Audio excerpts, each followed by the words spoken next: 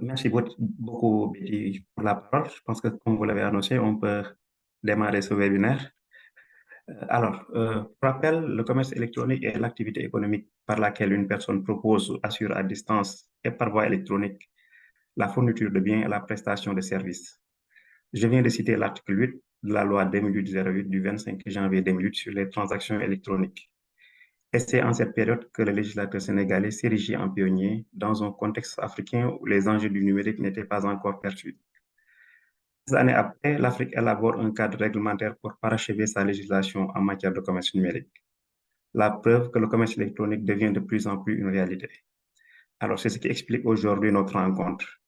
Je me présente d'abord, je suis Hassan Dianfa et je suis commissaire aux enquêtes économiques de formation et je suis expert en économie digitale et en économie des services. Je suis aussi expert en négociation commerciale internationale pour le compte du Sénégal dans le cadre de l'établissement de la zone de libre-échange continentale africaine, la ZLECAf.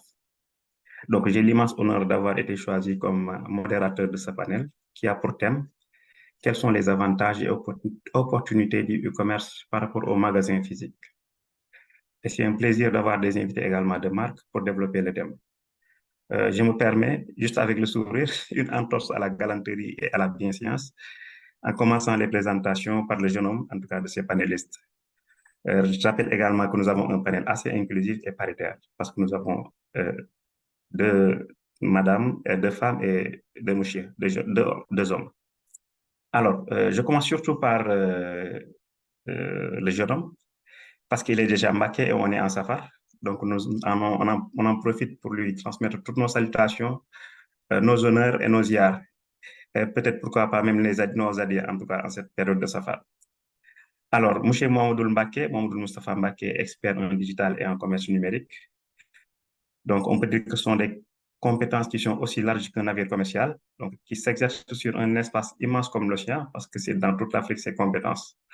Donc, lui, il dirige pour la région Afrique la branche digitalisation et commerce électronique pour la CMA-CGM. Comprenez là la compagnie maritime d'affrètement, la compagnie générale maritime. Alors, la compagnie maritime d'affrètement CMA-CGM fournit en effet des solutions logistiques dans le transport maritime de marchandises en se basant surtout sur l'innovation et la digitalisation. Et M. Mbake a en charge la stratégie de vente et de distribution. Donc, merci d'avoir répondu à notre invitation et bienvenue, M. Moustapha Mbake. Merci à vous de m'avoir donné l'opportunité de partager et d'apprendre lors de ce panel. Les présentations sont déjà faites. Merci encore. Merci beaucoup. Trouver les bons mots pour parler de son entreprise et booster son business, c'est l'une de ses compétences. Donc, je vais parler de notre deuxième invitée, Mme Aïchatou Sidibé. Elle est copywriter en communication digitale et community manager. Elle peut travailler en entreprise comme en freelance. Donc, avec elle, ce soir, on va parler de stratégie et de marketing digital, entre autres. Bonsoir et merci d'avoir accepté notre invitation, Mme Sidibé. Votre micro est fermé, je pense.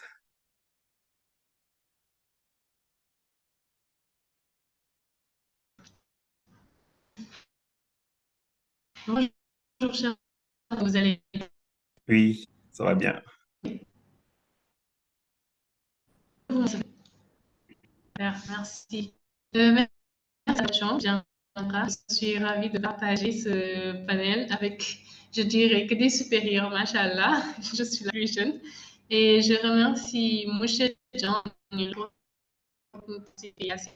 parce que c'est ce dont la jeunesse a besoin, partager des panels avec nos supérieurs pour en apprendre plus. Alors, je me présente, je suis H2CB.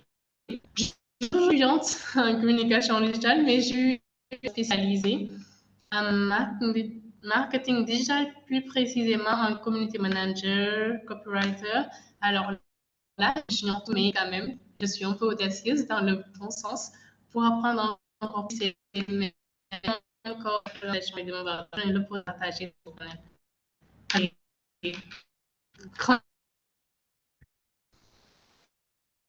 Merci beaucoup, Mme Sidibé, et vous avez tous nos encouragements. Alors, j'allais dire, si vous voulez vous lancer dans le commerce électronique et souhaitez vous en sortir facilement, Alors, vous devez forcément connaître notre troisième invitée, puisqu'elle garde les clés de la porte d'une transition digitale réussie. Elle est en effet fondatrice et responsable administrative de Buntubi, comme la porte. Elle tient les clés de la porte. Sa plateforme buntubi.com est une plateforme assez accessible en ligne et en permanence qui se donne comme mission d'offrir plus de visibilité à l'entrepreneuriat et aux métiers du Sénégal et permettre parallèlement une mise en relation directe et fiable entre les professionnels et les utilisateurs de leurs services. Alors, bienvenue à Madame Soumaré et merci pour la disponibilité malgré les charges.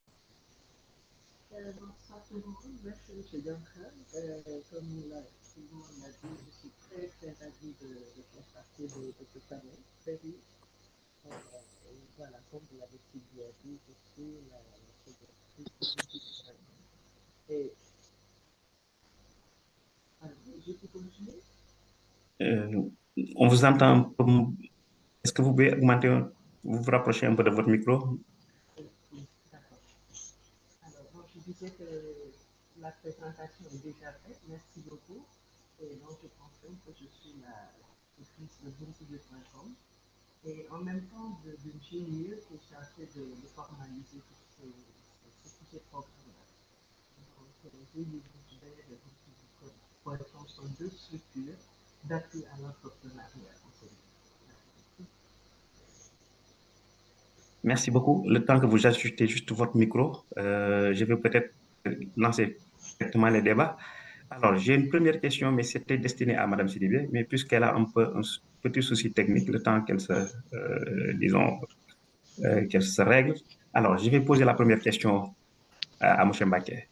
Donc, M. Mbaké, comment les entreprises peuvent-elles maintenir un équilibre entre l'expérience de magasin physique, c'est-à-dire le commerce traditionnel, et celle du commerce électronique pour répondre notamment aux besoins diversifiés des clients? D'accord. C'est une vaste question et très intéressante. On va essayer d'être succinct. Comment équilibrer l'expérience numérique, digitale et l'expérience physique? Surtout dans notre contexte sénégalais et dans le contexte africain, c'est quelque chose d'hyper important. Dans la mesure où le digital est assez nouveau pour une bonne frange de notre population, il faudrait que ce digital s'accompagne d'une expérience physique satisfaisante. Au-delà de la plateforme choisie, donc le e-commerce ou bien le site physique, mais même l'aspect livraison, l'aspect logistique physique, lui, l'aspect produit livré et sa qualité, finition, doivent être satisfaisants. Maintenant, comment allier les deux ou comment le e-commerce peut y aider? Il faut savoir que le e-commerce va permettre déjà une intégration qui sera omnicanal, on va dire. Ce que je veux dire par là, c'est qu'on peut mettre en place cette stratégie omnicanal pour connecter le magasin en ligne avec un potentiel magasin physique ou bien une expérience physique, ne serait-ce que la livraison et l'expérience suivi client qui vont être satisfaisantes.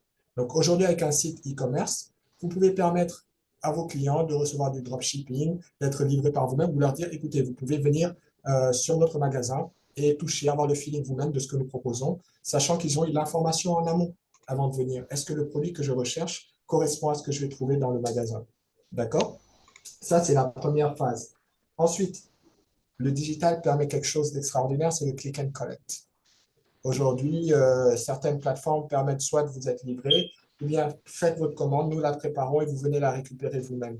On a encore beaucoup de personnes sur l'Afrique qui ont besoin de voir, de toucher d'eux-mêmes le produit pour avoir confiance à ce qu'on leur vend en ligne. Et vous verrez que la deuxième ou la troisième fois, à partir d'un mois, ils vous diront non, livrez-moi, parce qu'ils savent et ils ont déjà confiance en cette qualité. Vous avez aussi ce que vous pouvez équilibrer, parce que si vous avez un magasin physique, vous pouvez proposer des exclusivités dans votre boutique. Des choses que le client ne pourra, auxquelles le client ne peut avoir accès qu'en venant physiquement au magasin. D'accord? Parce que ce magasin, cet achalandage, ce nom peut également drainer du public, en plus du public que vous drainez en ligne. Donc, le click and collect n'est pas à négliger de la même façon que ces exclusivités en magasin, la récupération du produit en magasin. Également, vous pouvez personnaliser l'expérience pour les clients, que ce soit en ligne ou hors ligne.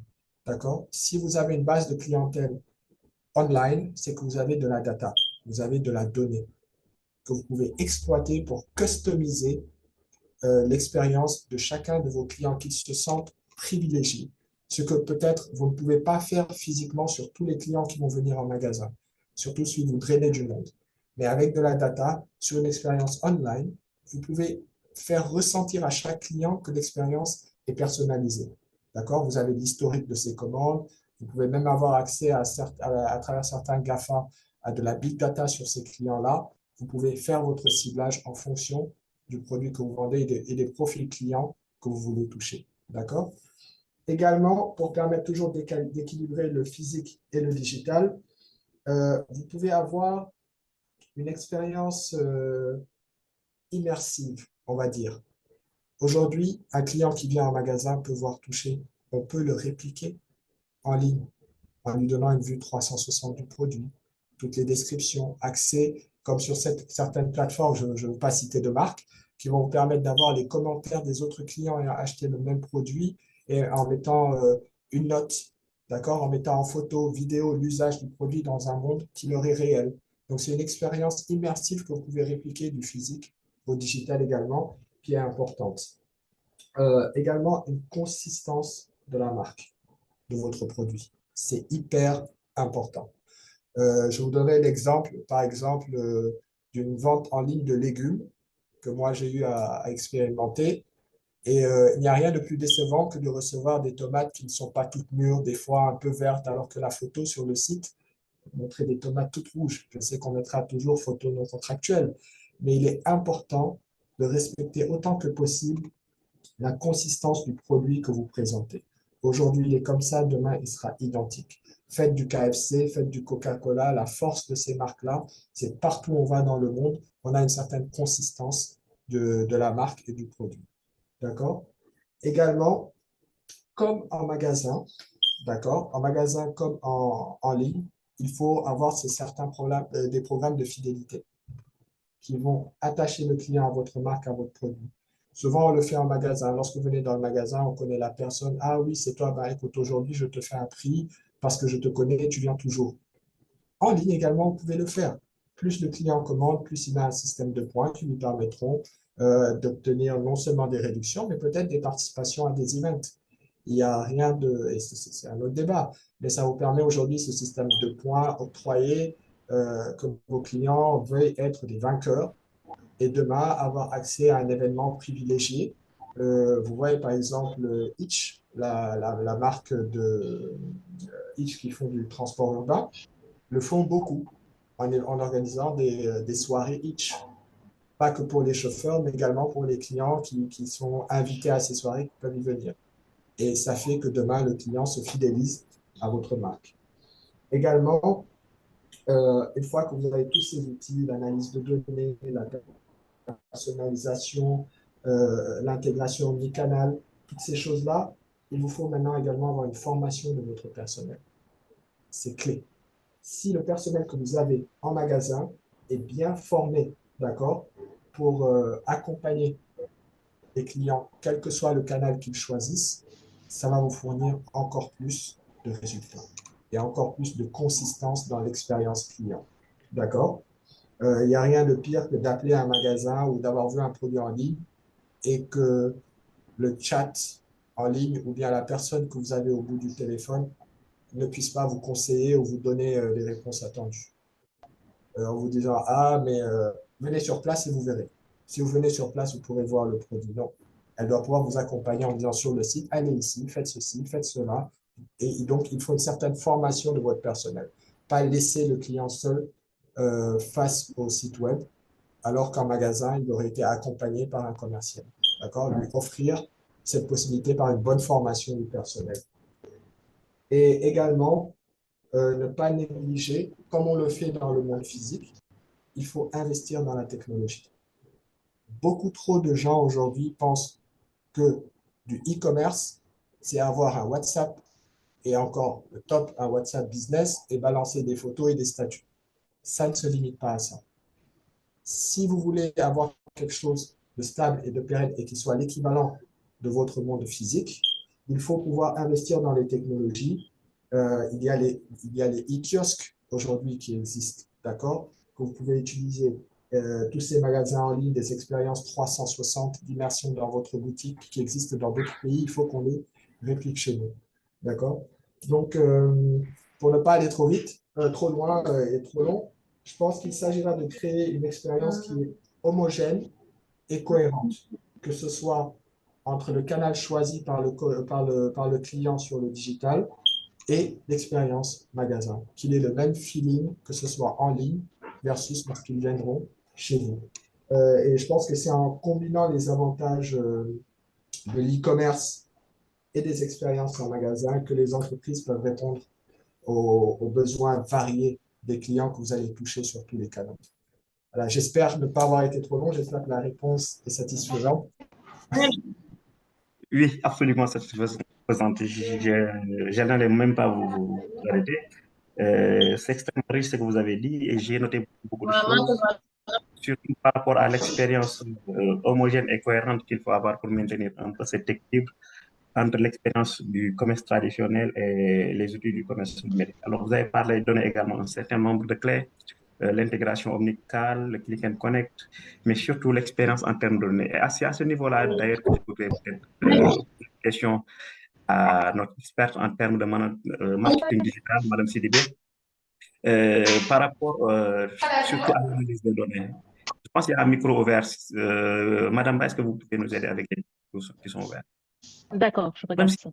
Madame Sidibé, par rapport à l'analyse des données, comment, par exemple, les entreprises aujourd'hui peuvent-elles tirer parti de la collecte, en tout cas, et de l'analyse des données, tout à l'heure, M. Mbaké, dans le commerce électronique, surtout pour pouvoir améliorer leur performance?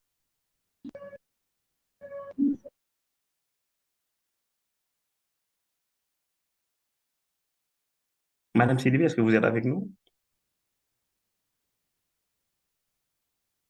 Excusez-moi, je n'avais pas ouvert mon micro. Donc, pour la collecte de données, je dis que c'est Oui, capital là. dans le processus.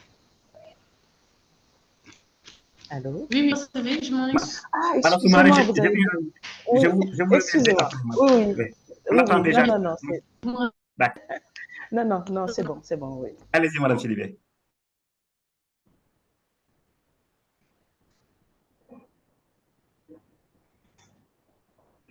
Oui, venir sur votre question sur les roadmaps qui bug, je comprends pas. Bonne question, s'il vous plaît. En attendant, est-ce que vous pouvez fermer votre caméra parce que je pense que vous avez un problème de débit. Ça va nous permettre en tout cas de mieux communiquer. La question, c'était par rapport à l'expérience qu'on peut tirer sur la collecte et l'analyse des données. Donc, comment les entreprises peuvent tirer en tout cas la collecte et l'analyse des données, surtout dans le cadre de l'amélioration de leur performance. Être beaucoup plus compétitif en tout cas. Alors, comme c'est déjà un pour question, c'est bien, j'espère. Oui, je pense qu'on vous entend maintenant. Oui, super. Alors, concernant l'analyse, l'analyse des données et l'apport que ça peut donner pour le cas, en tout cas, d'e-commerce, alors je dirais de façon générale que c'est vraiment beaucoup et énorme. Et ça peut vraiment être la raison de la progression de cette dernière. Parce que tout simplement, avoir une bonne base de données est vraiment ce dont toute entreprise a vraiment besoin.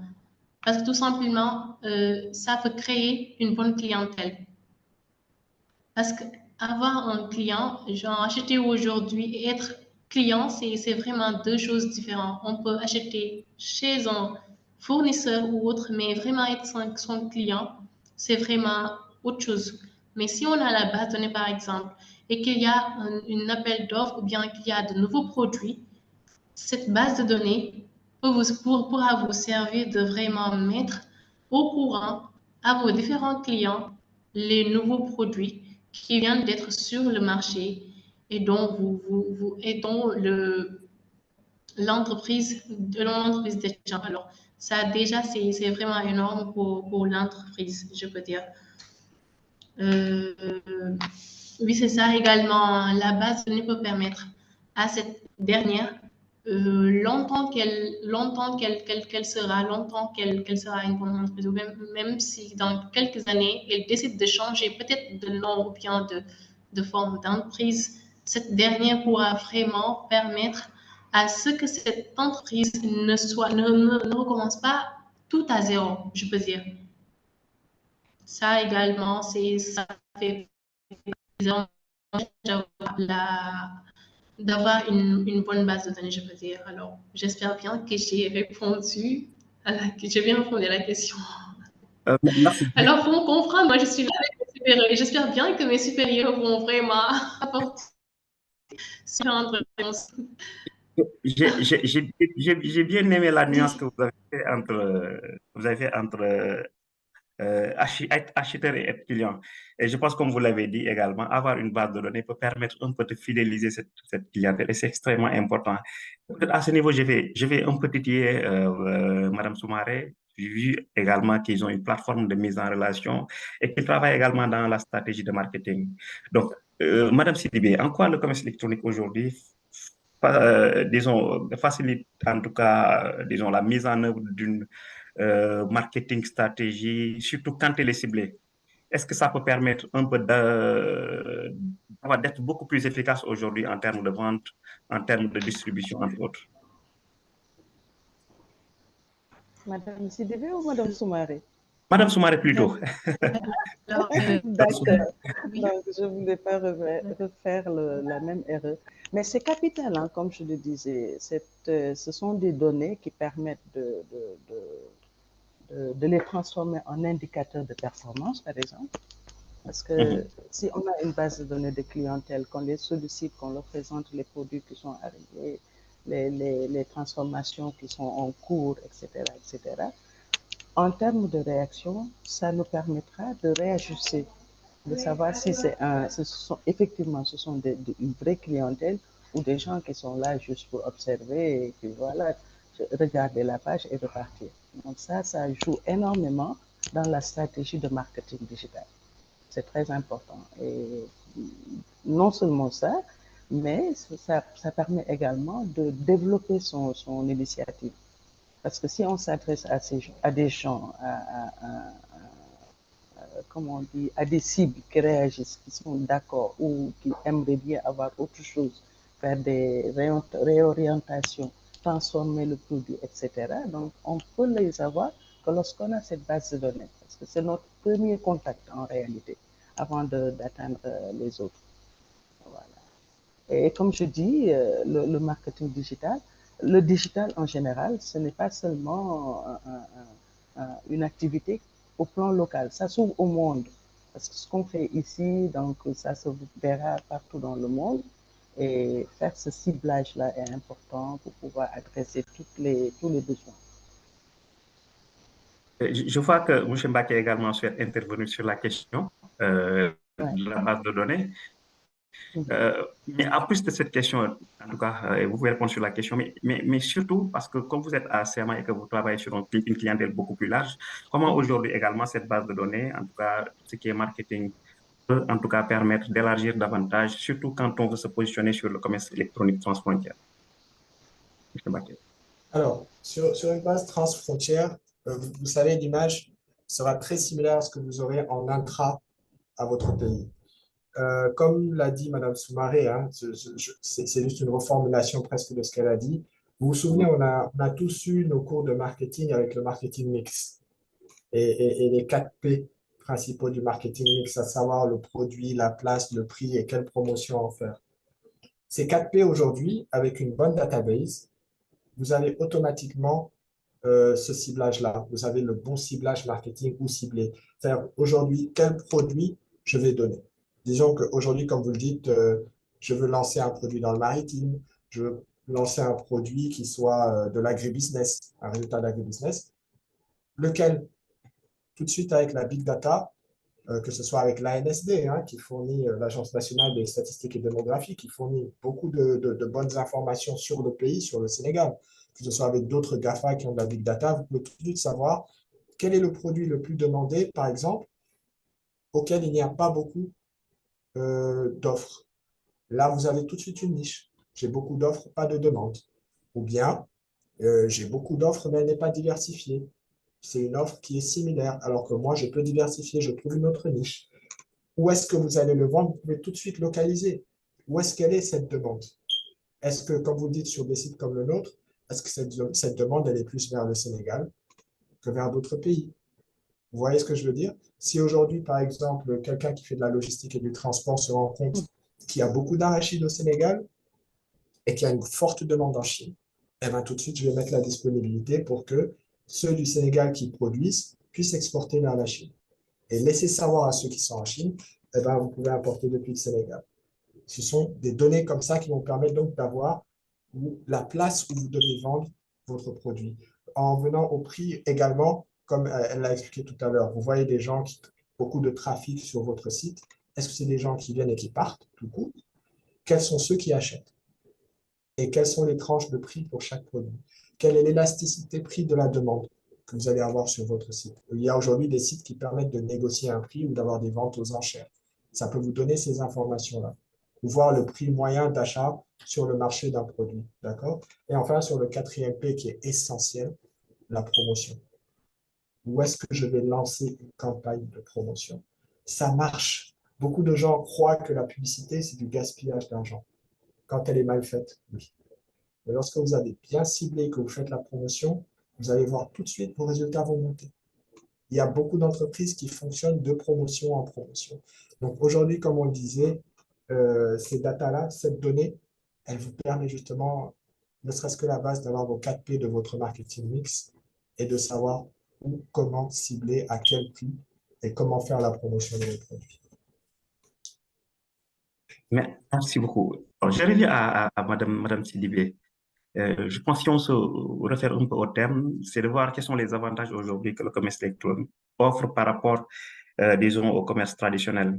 Et je pense qu'il y a beaucoup de flexibilité aujourd'hui que le commerce électronique, en tout cas, peut offrir. En tout cas, je le pense, je le présume. Et on se demande même si, à la longue, le boutiquier du quartier ne veut pas disparaître parce qu'il y a d'autres métiers qui ont disparu. Aujourd'hui, on ne voit plus le facteur au quartier. Est-ce que le boutiquier du coin, en tout cas, ne risque pas de connaître le même sort?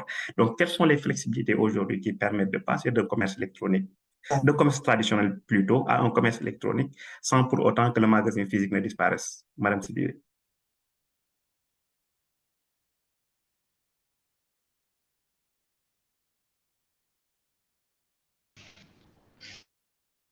Merci, M. Djangra, pour la question. Alors, par exemple, ce que je faisais pas avec du e-commerce, mais plutôt de la vente en ligne. Alors, j'ai compris quelques webinaires qui ne se payent pas comme intervenant, mais comme vente. Alors, moi, par exemple, la vente, Il y a des...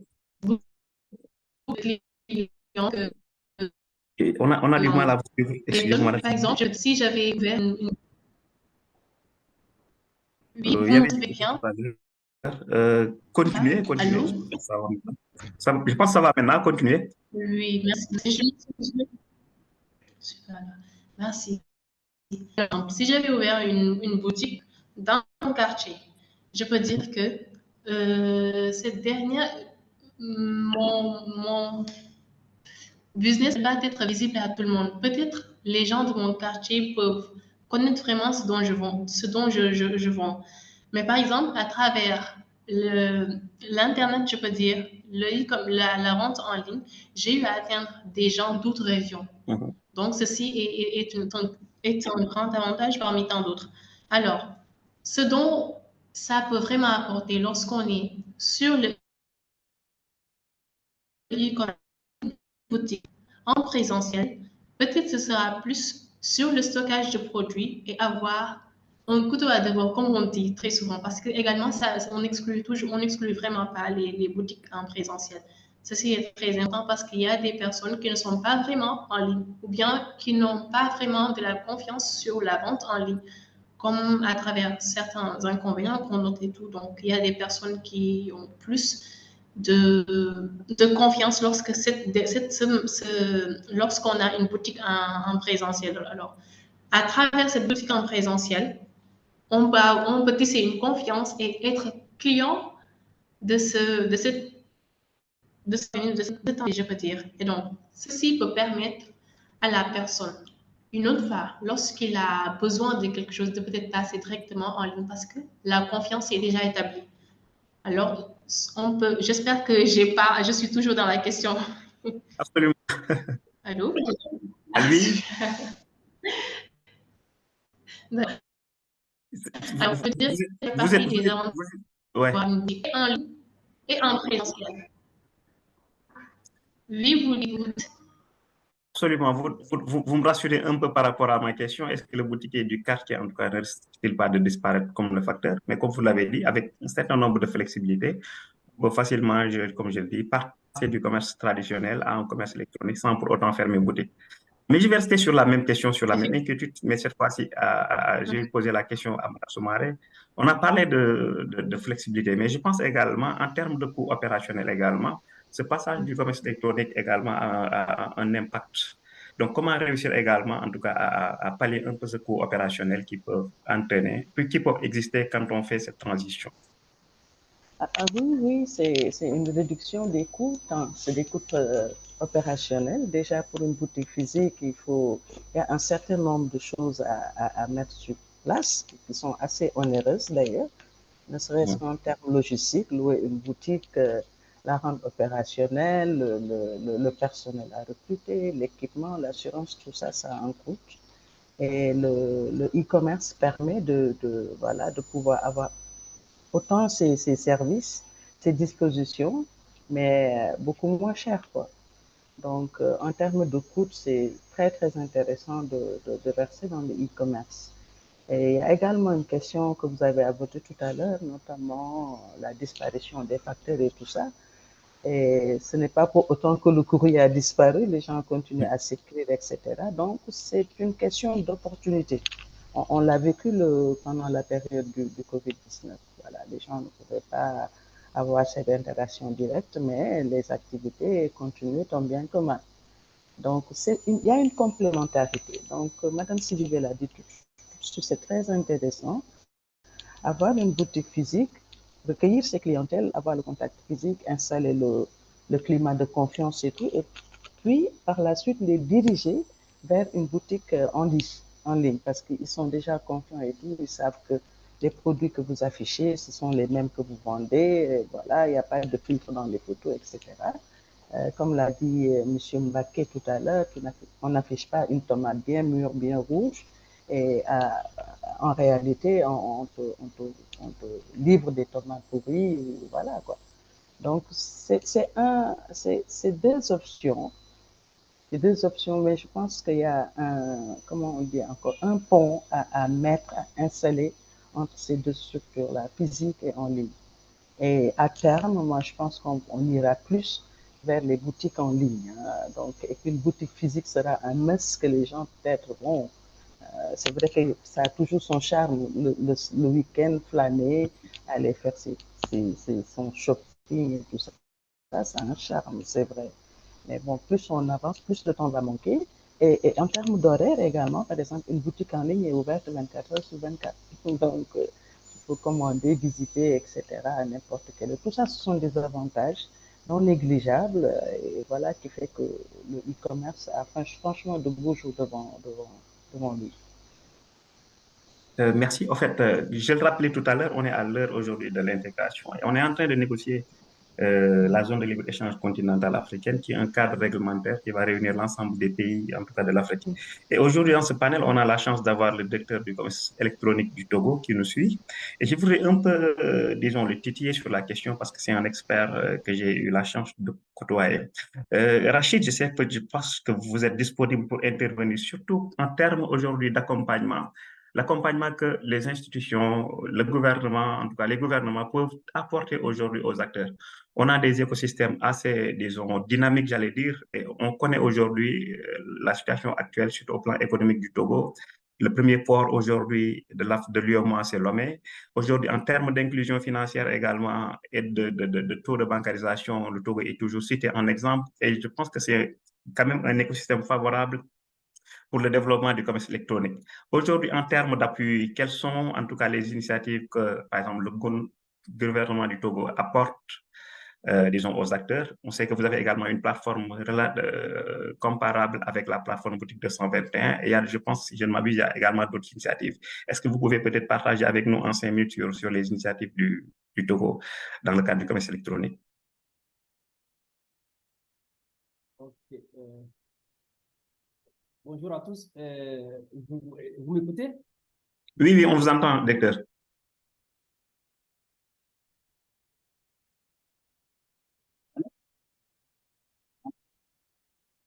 C'est bon, vous m'écoutez? Oui, oui, on vous entend, docteur. Ok, très bien. Merci beaucoup, Monsieur Hassan. Je voudrais aussi saluer tous les panélistes, ceux qui sont présents. Je voudrais en tout cas vous dire merci pour, disons, le fait que vous nous avez associés cette, à cette candidature-là. Et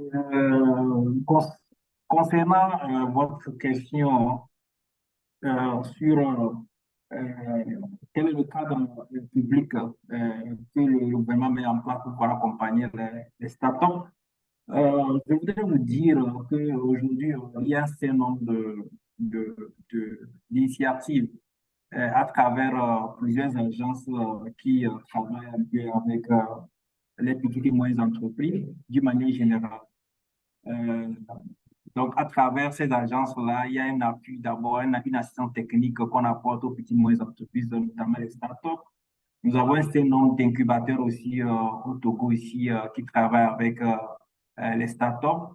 Et il y a aussi un accompagnement financier à travers un certain nombre de mécanismes de financement que nous apportons aux startups pour pouvoir développer leurs activités. Maintenant, concernant le secteur du numérique, vous savez, un projet lié un peu sur le numérique est carrément un peu différent d'un projet sur les autres secteurs. Je vais encore le préciser un peu ce dont je voulais parler. Vous savez, quand vous avez un projet qui est tangible, c'est plus facile pour les gens financiers, notamment, pour pouvoir accommoder un peu de financement. Mais quand vous êtes sur un projet qui est un peu numérique, souvent, la plupart des temps, c'est un peu difficile parce que les institutions financières n'ont pas des outils appropriés pour pouvoir canaliser un peu ce type de projet-là. Et je pense que notre challenge aujourd'hui, c'est de travailler un peu avec les institutions financières pour qu'ils puissent sortir des produits spécifiques au secteur du numérique.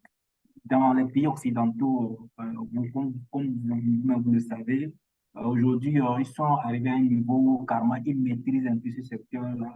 Donc, ils maîtrisent maintenant les risques inhérents à ce secteur du numérique. Donc, d'autant plus que aujourd'hui, il y a des financements voilà, innovants pour pouvoir financer ce secteur-là. Voilà un peu, disons, la problématique que nous avons. En tout cas, je pense qu'à notre niveau ici, comment est-ce que nous indexons des produits spécifiques liés au secteur particulier du numérique. Voilà un peu la première problématique. Maintenant, concernant ce que vous avez dit, les opportunités, disons, naturelles que nous avons au niveau du Togo, vous avez cité tantôt le port autonome de Lomé. Bien sûr que c'est carrément un port qui assure un peu la logistique de beaucoup de produits. Aujourd'hui, avec le commerce transfrontalier et bien sûr dans le cadre de la ZLECAf, je pense que c'est un atout énorme pour pouvoir expédier les produits à travers le monde entier, à travers bien sûr l'Afrique. Nous avons aussi la société togolaise de poste, qui aussi aujourd'hui voilà, dispose de plusieurs services logistiques, notamment le EMS. Il y a aussi le e-colis. Nous avons un produit qu'on appelle le e-colis. À travers le e-colis, vous pouvez vendre, acheter de par le monde. Voilà un peu, voilà, disons, ces initiatives liées à la logistique que nous avons. Pour terminer, comme vous l'avez dit, aujourd'hui, nous sommes en train de travailler un peu sur une plateforme. En fait, la plateforme que nous avons, c'est un peu à l'image de ce que vous avez au Sénégal. Nous voulons faire la promotion des produits locaux, spécifiquement les produits locaux. Et à travers cette plateforme-là, nous travaillons pour que les petites et moyennes entreprises qui produisent, qui sont carrément dans les zones les plus reculées, puissent vraiment avoir du marché. Le marché n'est pas forcément international, mais le marché doit être carrément national d'abord pour que ces produits-là puissent être reconnus par le consommateur togolais. Et ensuite, maintenant, voir comment est-ce qu'on capacite leurs activités pour que ces entreprises-là puissent être compétitives. Et comme quand on parle de la zone de libre-échange intercontinentale, c'est parce qu'à ce niveau-là, il faut vraiment rentrer en compétition avec les autres entreprises. Donc, à ce niveau-là, il faut pas travailler sur les normes, les qualités, parce qu'un produit que vous consommez sur le plan national, pour que ce produit puisse aller vers le marché de Nigeria, par exemple, où carrément c'est un marché qui est tellement rude, il y a un certain nombre de normes nationales liées au Nigeria qui deviennent des obstacles au commerce. Voilà d'une manière générale voilà, pour résumer un peu tout ce que vous avez posé comme question. Je m'arrête là, s'il y a des questions, on pourrait répondre. Merci beaucoup, M. Hassan. Merci beaucoup. Merci pour toutes ces initiatives que vous avez rappelées. J'aime bien quand vous dites qu'aujourd'hui, il faut qu'on développe d'abord le commerce électronique domestique avant de penser quand même au commerce électronique transfrontalier. Je pense que c'est l'approche de tous les pays développés aujourd'hui quand on voit ce qui se passe aux États-Unis, ce qui se passe à la Chine. Et je rappelle souvent qu'Alibaba également a fait tout pour être déjà champion dans son propre marché, parce qu'Alibaba, c'est 85% de son chiffre d'affaires, c'est sur son propre marché, ce qui lui permet quand même d'être compétitif à l'international. Donc, merci beaucoup pour cette intervention. Biti, peut-être si vous le permettez également, on peut prendre deux interventions en ligne. En attendant, je vois la main levée de Madame Marindao, je pense, si vous pouvez faciliter. Mais en attendant, j'avais juste une question aux panélistes. Je ne sais pas si quelqu'un est intéressé pour répondre à la question. Donc, c'est une question ouverte. Le thème du jour, disons, porte sur les avantages du commerce électronique sur le commerce traditionnel, sur les magasins physiques. Mais au-delà de ça, pensez-vous aujourd'hui qu'il y a quand même, quand on parle d'avantages, c'est quelque part, il y a des inconvénients, il y a des désavantages, il y a des risques. Quels sont aujourd'hui les risques, en tout cas, qui peuvent freiner un peu le développement d'un commerce électronique, surtout si pour quelqu'un qui n'a pas de boutique en ligne, par exemple, ou pour quelqu'un qui veut passer de sa boutique physique à une boutique en ligne?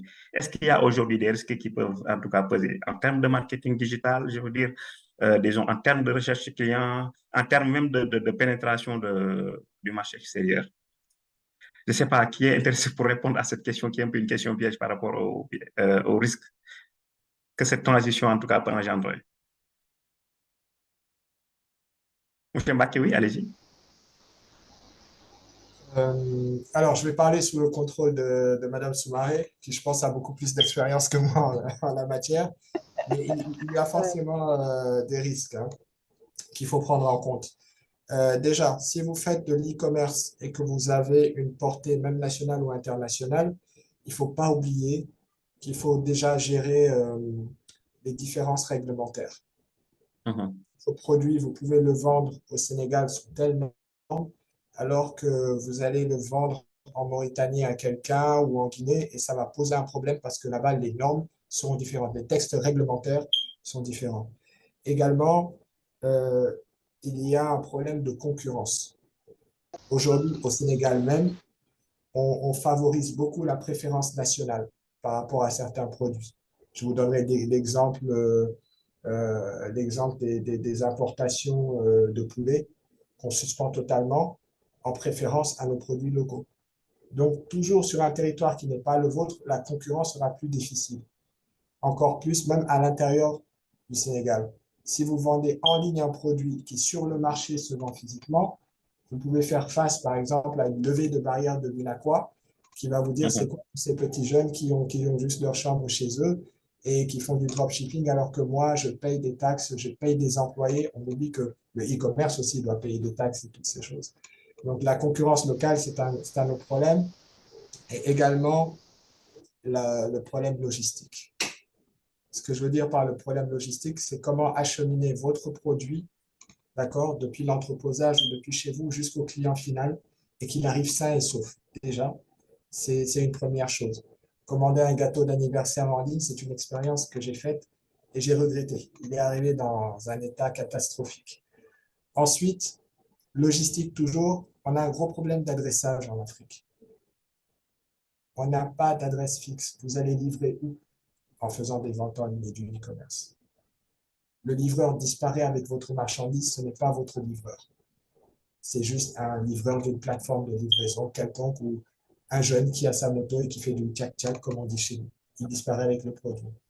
Arrivé à destination, on a entendu ces histoires-là de livreurs qui se sont fait agresser et ont perdu le produit et leur moto. Vous faites comment? On a des systèmes de paiement en ligne. D'accord? Est-ce qu'on prépaye ou est-ce qu'on attend livraison pour confirmer le paiement avec un terminal de e-payment? Ou est-ce qu'on fait un paiement en cash et en espèces? Donc, voici beaucoup de risques, de limitations liées à la logistique côté produit. Toujours pour dire que le e-commerce, c'est énormément de potentiel, mais c'est également quelque chose de très sérieux qu'il faut souvent s'accompagner d'experts comme Madame Soumaré ou Madame Sidibé. Il faut quelqu'un qui s'y connaisse pour vous accompagner. Donc voilà, c'était quelques risques que je voulais citer. Et Madame Sidibé, vous qui mettez en relation les entrepreneurs, surtout quels sont les risques, en tout cas, que vous connaissez, que vous rencontrez déjà? Madame Sidibé ou Soumaré? Soumaré, Madame Soumaré, excusez-moi.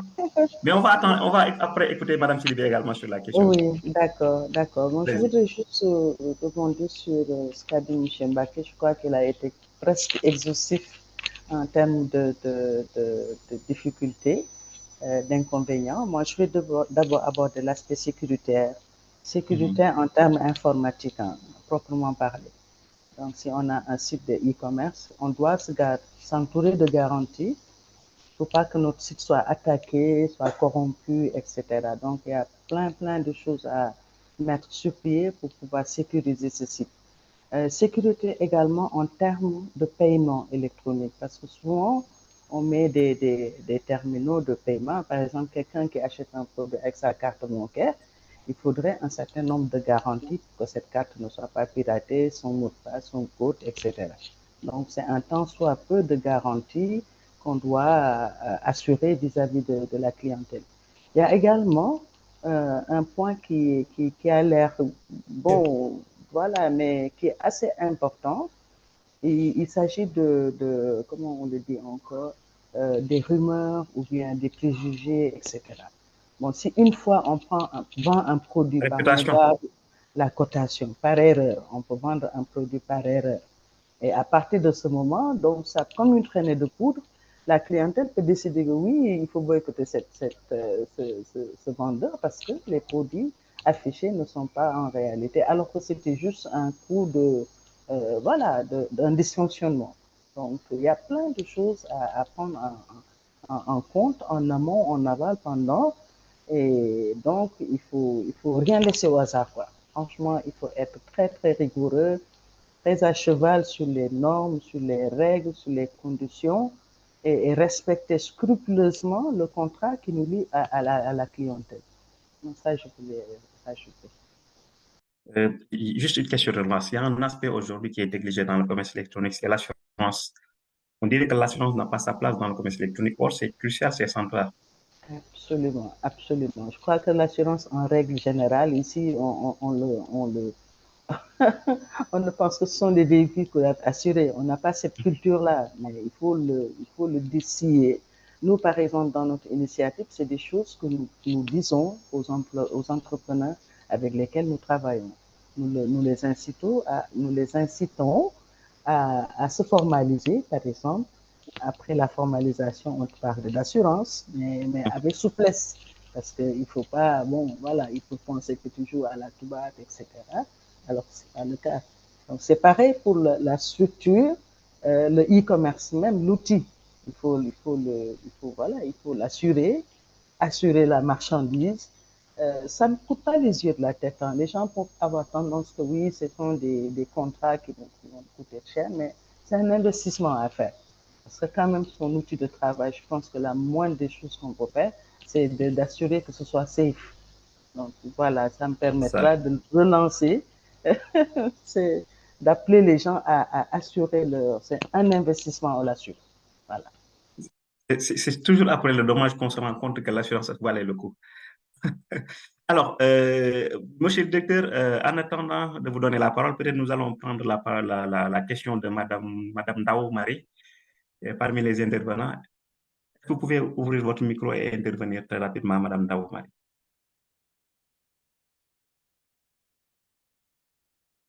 Vous nous entendez?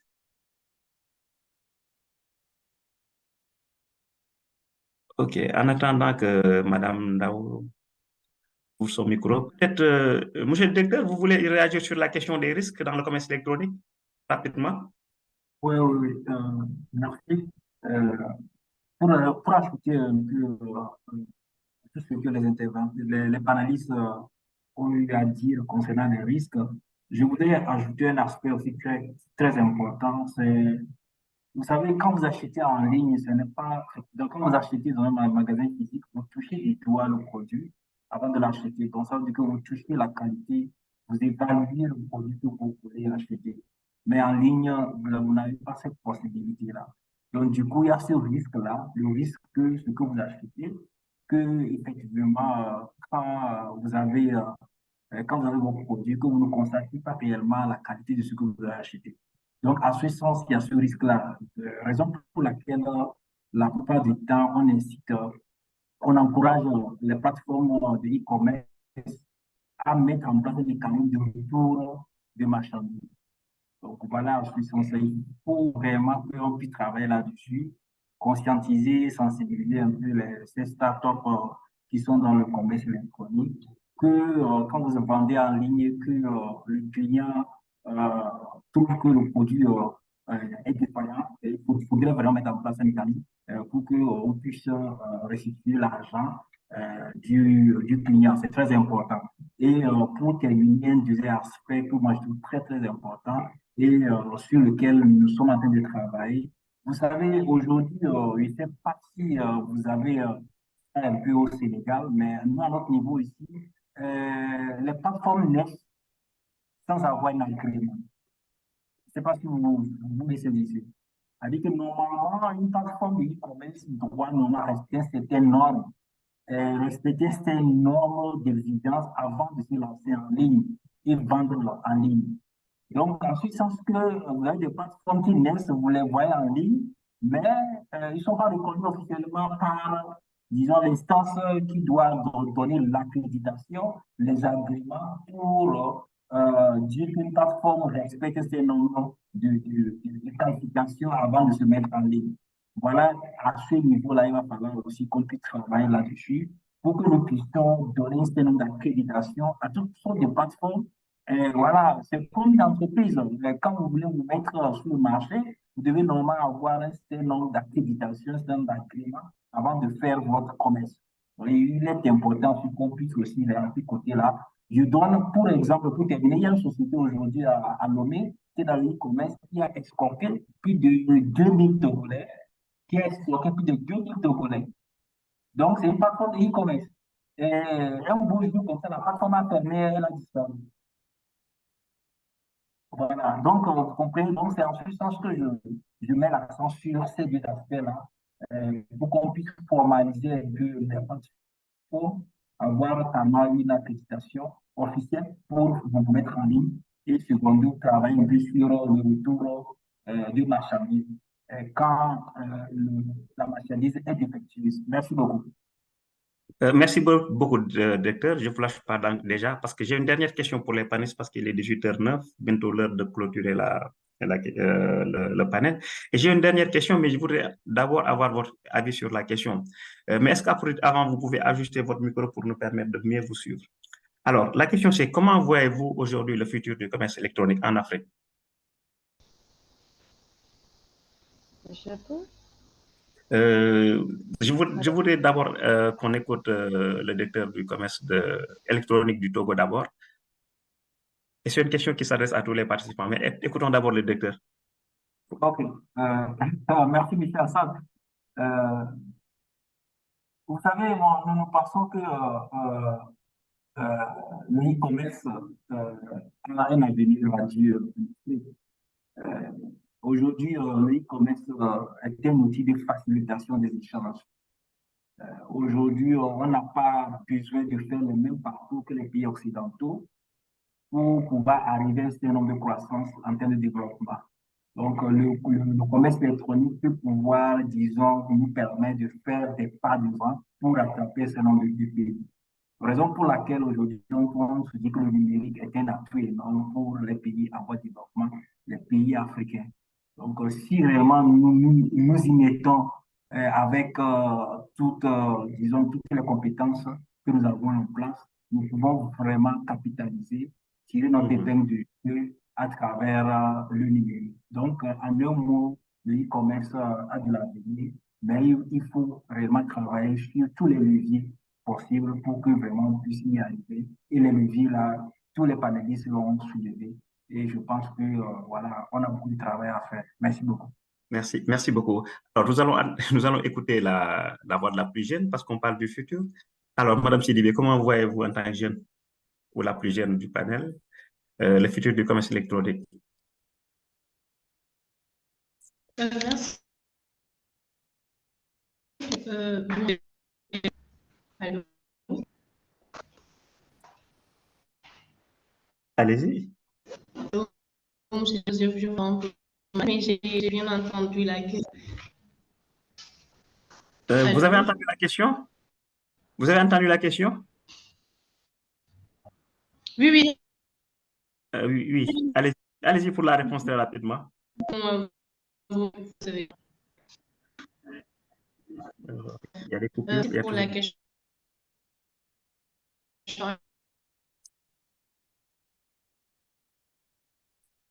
Comment voyez-vous le futur du commerce électronique? Ce qui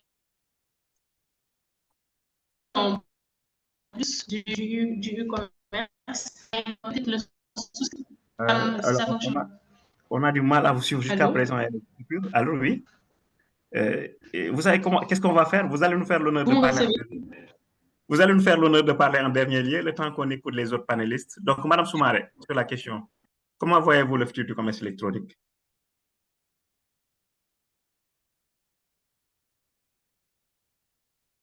Madame Soumaré, elle est là? Excusez-moi, j'oublie à chaque fois d'ouvrir mon micro. Donc, je disais que c'est selon moi un futur prometteur, hein, tout simplement parce que l'Afrique est composée d'une population majoritairement jeune. Le chômage est un fait réel et évidemment les États ont du mal à juguler ce problème-là. Donc du coup, qui dit chômage dit forcément après auto-emploi, les gens vont essayer de mener des activités sources de revenus. Et le digital facilitant les choses, donc ça veut dire que le commerce électronique va forcément prendre de l'essor. Mais maintenant, il y a quelques difficultés quand même à adresser avant de pouvoir arriver à cette étape d'essor, voilà, notamment du point de vue connexion, parce que la connectivité est assez problématique. Au Sénégal, quand même, on a un bon taux, et voilà, ça aide beaucoup le commerce électronique, mais dans d'autres pays, ce n'est pas le cas. Donc, ce problème de connectivité-là, il faudra l'adresser et permettre, faciliter, sur le plan réglementaire, législation, faciliter l'ouverture de commerce électronique, faciliter les aspects relatifs à la sécurité, comme je le dis, parce que ça, c'est important. Et je pense qu'à ce moment, les travaux de la sont bien pris en charge. Et voilà, il n'y a rien qui empêche que le commerce électronique s'épanouisse en Afrique. Il y a un autre micro ouvert. Il y a un autre micro ouvert, je pense, qui se connecte avec le nom Asset Diankha. Est-ce que vous pouvez fermer votre micro? Malheureusement, on n'arrive pas à l'identifier. Qui se connecte avec mon nom. Alors, Mouché Baké, c'est quoi le futur du commerce électronique? Oui. Pour moi, le futur, il est positif, comme le dit Madame Soumaré. Il y aura un essor du e-commerce à plusieurs titres. Déjà, on est dans une zone, comme on dit l'Afrique, où les infrastructures de communication ne répondent pas souvent. Aujourd'hui, il est très difficile pour certaines populations de devoir quitter leur zone rurale ou extra-urbaine pour aller en centre-ville, toujours acheter quelque chose, aller au marché, aller dans la ville d'à côté pour l'acheter. C'est des réalités qui sont là. Ça leur reviendrait moins cher à ces clients et consommateurs d'acheter en ligne et de se faire livrer. Payer les frais de livraison en termes de coûts horaires et de coûts financiers leur reviendrait moins cher. Également, euh, en termes de zone de libre-échange aujourd'hui, on est encore à un stade en Afrique où pour acheter certaines choses, on est obligé de voyager physiquement ou d'attendre que quelqu'un vienne de ce pays pour nous l'amener. Vous voyez ce que les GP font, communément appelés les GP chez nous, c'est un coût encore exorbitant qui peut être réduit par le e-commerce parce qu'on pourrait acheter en ligne et qu'il y ait des intégrations avec des gens qui, online, proposent à ces sites de e-commerce des solutions de transfert logistique. D'accord? Et il ne faut pas oublier, par contre, qu'il y a un avenir prometteur, mais une sélection naturelle va se faire. Si aujourd'hui on parle d'un fort taux de mortalité au niveau des startups, la même chose va se passer au niveau du e-commerce parce qu'ils n'auront pas pris toutes les précautions dont on avait parlé tout à l'heure, avec notamment M. Darago l'avait bien dit. Vous avez parlé également de l'assurance, ainsi que Mme Soumaré. C'est quelque chose à prendre au sérieux. C'est un vrai métier. Ce n'est pas un hobby. C'est un vrai métier qui peut rapporter beaucoup, énormément d'argent. Donc, effectivement, c'est très prometteur. Les marchés s'ouvrent de plus en plus en Afrique. On a de plus en plus des propensions à consommer africain en Afrique plutôt qu'à importer d'autres contrées. Donc, le marché, il est là. Il est ouvert pour tout le monde. Et c'est très prometteur, mais une fois de plus, une sélection naturelle va se faire. Ceux qui ne prendront pas toutes les précautions et n'en feront pas un vrai business, un vrai métier, ne peuvent pas espérer se battre contre d'autres personnes qui auront pris toutes les précautions préalables. Absolument. Ceux qui rateront en tout cas le train du digital, ceux qui rateront la transition numérique vont disparaître. Et je pense que c'est arrivé à plusieurs postes aujourd'hui. La plupart des postes qui n'ont pas pu se repositionner dans le domaine du numérique, on le voit aujourd'hui, rencontrent énormément de difficultés. Je ne veux pas citer de postes, mais je sais en tout cas qu'il y a des postes qui souffrent aujourd'hui en Afrique. Alors, oui? À titre d'exemple, je vais vous dire, je l'ai fait il y a quelques semaines et tout le monde rigolait. J'étais à mon bureau et j'avais besoin d'arachides, les gartetiaf, qu'on vend, l'arachide grillé. Et ben ça, il y a quelqu'un qui les vend, qui a fait son WhatsApp business et qui ne fait que livrer ces petites choses-là, des arachides, du maïs. Voilà. Et c'est au Sénégal. Et c'est au Sénégal. Il a un business model pour quelqu'un comme moi qui n'ait pas le temps de descendre, d'aller acheter. Et ben, il me livre. Lui, je pense que Betty va l'enrôler dans sa plateforme alors. Effectivement, oui. Aïchatou, Sidibé, Madame Sidibé, c'est OK maintenant à votre niveau?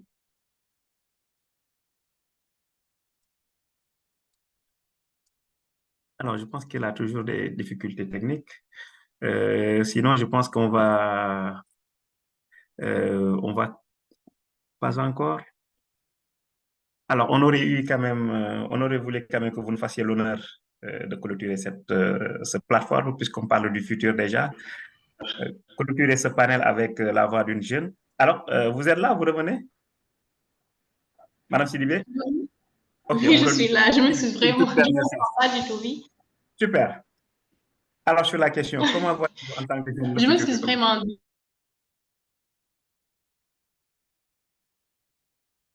D'accord. Merci beaucoup pour la question, M. Jara. Alors, moi, je dis que ça a promis du lot quand même en Afrique, puisque déjà, on voit l'accès très ouvert de l'Internet, comment le monde est en... Tout est connecté, je peux dire. Comme par exemple, rien qu'hier, j'ai eu un collègue qui, pour avoir un bon chargeur, a voulu acheter hors du Sénégal. Donc, juste pour dire que c'est vraiment en expansion. Et pour avoir quelque chose de plus rapide, comme l'exemple que vient de donner M. Mbaké, les gens préfèrent vraiment acheter en ligne. Et donc, ça promet du lot. Peut-être les quelques inconvénients qu'on citait, Madame, peut-être sécurité, qu'elle a également dit. Alors ça également, c'est vraiment un problème parce que là, on note presque tout le temps les problèmes peut-être de paiement, d'insécurité. Ici, la cybersécurité n'est pas vraiment ouverte. Peut-être que c'est en route, les gens essaient de s'y former et tout, mais quand même, ceci peut être vraiment un défi, un problème, je peux dire. Mais à part ça, c'est vraiment en expansion parce que l'accès à l'Internet, surtout le placement du Sénégal, l'ouverture du Sénégal sur ça promet et ça permet vraiment de...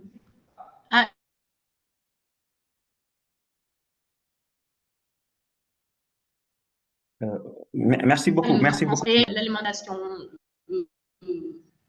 et les choses qui intéressent vraiment la population et avec la...